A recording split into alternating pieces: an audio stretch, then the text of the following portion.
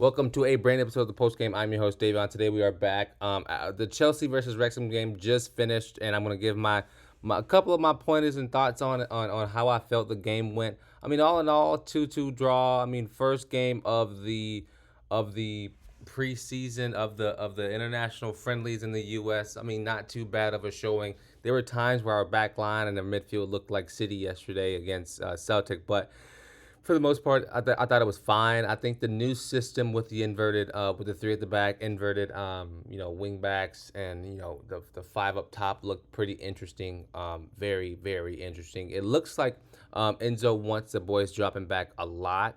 And like just the striker, the wingers, they are in our own half a lot. Looks like we are trying to shift a lot of our team in a very short window of space, and hopefully it works. Hopefully it can come to fruition and start to get things together. I think we looked a little scared at the beginning of the game, like a little like uneasy, and looked like we needed to achieve big expectations with the first game of the friendly, which I think needs to be known that that's not the case. Like we don't need to go out and like win every game right now. That doesn't need to start happening until the middle of August, until the Premier League starts. And so, just watching that game was I don't know. It was not humbling, but it showed that like we have a long way to go before we get to the place of winning anything.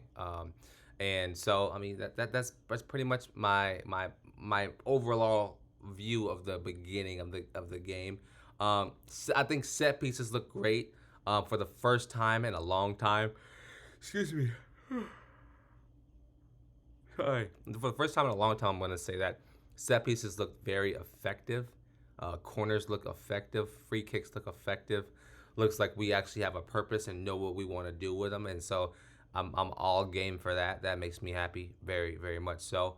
Um, I think Nooney on that right hand side looked rusty. Definitely looked like he still wants to be the guy who scores the goals and keep the ball at his foot for too long. So he just needs to get the ball off his foot, and I think that would be a great start for him to learn to because I mean there was one time he was dribbling down the wing and he cut to like the edge of the box inside the bottom of the box, and like instead of sending the ball across goal, he just kept it and like it just went out for a corner, which isn't good enough.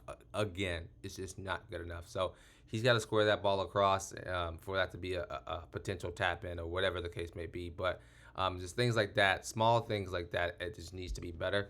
I saw a lot of mistakes. I know some second team players are in there and academy players, and it's fine. But with this new system, I saw a lot of mistakes in the midfield, which led to the conceding of both of the goals.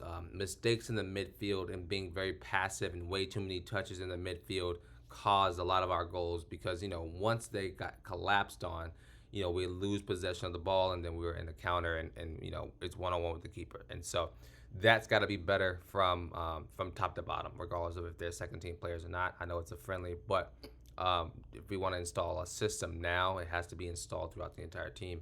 And it just looked like a lot of mistakes in the midfield. And we when we had the ball in our own half a lot, it looked like we didn't know where to go with it, which is a question mark. I mean, once we get guys like Enzo Fernandez into the team, we get some other first team players, Cole Palmer into the team. And, what's his name? Kukurea, when we get him back into the team, hopefully it'll be a little bit better. But right now, like, this it just isn't good enough. First game just isn't good enough. We looked exhausted and careless, and we looked tired. It looked like we were ready to end that game after about the 60th minute. Let's just look lethargic and very sleepy.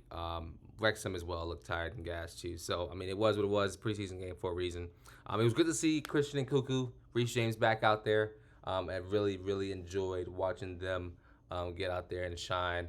And Cuckoo today played on the left wing with our new signing Mark Gruyer, I think his name is, up at striker, which he played okay. I mean, he pressed the keeper a lot, pressed their back line a lot, played kind of well. Christian and Cuckoo was orchestrating the midfield. That's what it looks like, at least from the left hand side. And yeah, I mean, I'm thrilled. I'm not mad about the showing at all from the boys in blue today. Um, I think the new signing left or center back Tulson looked pretty good. Um, Looked pretty good. I really enjoyed watching him play today. And I think he'll probably end up getting the nod to start when the season does start. But as we begin to, I want to talk about the team that was brought to the U.S. to play. That goalkeeper Robert Sanchez. I'm gonna name some of the most important ones. Robert Sanchez, Marcus Batelli. He didn't play today. A notable guy who didn't play today also, Mikado Mudrik wasn't even on the team sheet. So I think he picked up a little hamstring knock or some injury. So hopefully he gets back very fast before the preseason starts. Excuse me. Really, I'm yawning. Wesley Fofana played today actually in the second half. Didn't look bad. Looked like he got a little bit of weight on him, but he looked fine. Good to see him back out there as well. Colwell looked good. Looked really good today. Got into a little scuffle in the first 7 minutes of the game, which is funny. But yeah, he played today, which was good to see him. Tolson, like I said. Reece James, like I said, Gusto played. Ben Chilwell played. I think Ben's on his way out. Ben just didn't look the best. I think Cuckoo will probably slot into those positions when he gets back. But that's neither here nor there. I'll be interested to see as we get closer to the day that the first game of the season. I'll start putting out a video about what I think the starting 11 would be, and just wait for that. Yeah, but Lieva looked okay today. Dewsbury Hall, I think he's injured as well. Andre Santos he played today, and then Carney played today as well. Second half, Sterling played second half today. George started the game. Like I said, Mikado's out. Mutawake, he played in the first half today. And Cuckoo played. Gurao played. Broja played in the second half. I think he'll probably get sold before the end of the dead sign season. And Nicholas Jackson did not play today. So I mean, not a terrible team to bring in. What's his face is coming on the 29th. Enzo Fernandez will be reporting on the 29th. Caicedo's going to be a while before he gets back. Cole Palmer probably a while before they get back. But yeah, so I want to talk about some transfer stuff before, since I'm 2-in-1 video. I was gonna save this for Friday, but I might as well get it out now. Yeah, like I said, Andre Santos will be returning to Strasbourg on loan after the tour. It's a done deal. That is the parent, or the one of the parent clubs with Chelsea. So yeah, loan deal is done there. Leslie is expected to leave Chelsea on loan this summer, just for development and to get some regular minutes. Chelsea also considering getting a new keeper. I think Robert Sanchez and Petrovic is not in the idea for Enzo. So I mean that it is what it is. I think there was something. There's a player that we have already really agreed to terms and everything. A Danish goalkeeper from, where is he from? I think Valencia or Villarreal, one of the two. Yeah, so good to see that they potentially already have the deal done. And yeah, I think we're gonna have him back and probably starting the season. I don't know how I feel about that. I mean, I think Petrovic played incredible last season. I know there was a couple of times where he's a little questionable at times when it comes to playing out of the back or whatever. But we've spent so much money on Robert Sanchez. I think we're going to sell Kepa in the upcoming weeks. I think they're looking at even just $15 million to sell. It will be more than enough.